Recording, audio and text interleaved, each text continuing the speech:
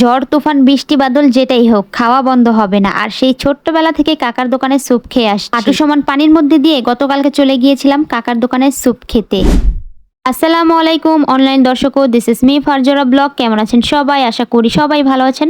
শুকুর আলহামদুলিল্লাহ, আমিও অনেক ভালো আছি। এই যে কাকার দোকানটা দেখতেছেন, কাকা কিন্তু এই দোকানে 15 বছর ধরে স্যুপ বিক্রি করে। কাকার স্যুপের কিন্তু অনেকটাই প্রশংসা আছে। আমাদের এলাকার থেকে কাকার দোকানটা একটু দূরে, তো তেমন একটা যাওয়া পড়ে না। যদি কেউ কখনো যায় তাহলে তার সাথে যাই।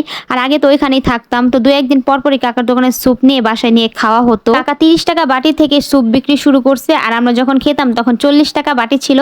তো বাসায় নিয়ে 3 জন খেতে পারতাম, তখন বলতাম 30 টাকা এতগুলো স্যুপ দিছে, কত ভালো, 3 জনের পেট ভরে যেত। আর তখন তো মনে করেন জিনিসের তেমন একটা দাম ছিল না। 30 টাকা যদি 40 টাকা বাটিও হতো, তার থেকে একটু বেশি দিত বাসায় নিলে কাকায় আর কি। কাকা একটু দেখি সবসময় চুপচাপ, হয়তো বা মেয়েদের ক্ষেত্রে। তো যাই হোক, আমাকে বলতেছে তুমি কি ভিডিও করতেছো? আমি বলতেছি হ্যাঁ কাকা ভিডিও করতেছি। বলে আচ্ছা সমস্যা নেই, তুমি যেভাবে মন চায় সেভাবে ভিডিও করো। সে আমার এখান দিয়ে বলতেছে যে আগে কত বছর আগে দোকান দিছে, দোকানটা আগে কোথায় ছিল, কত টাকা বাটি থেকে শুরু করছে, তো এইগুলো আর কি।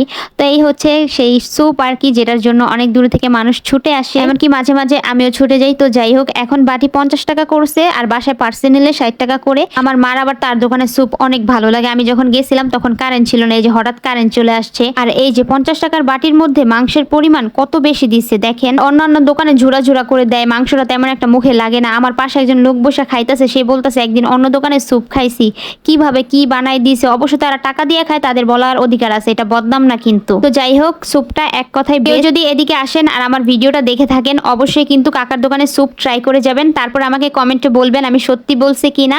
তো আজকের মতো ভিডিওটা এতটুকুই, ফলো করে দিবেন। আল্লাহ হাফেজ।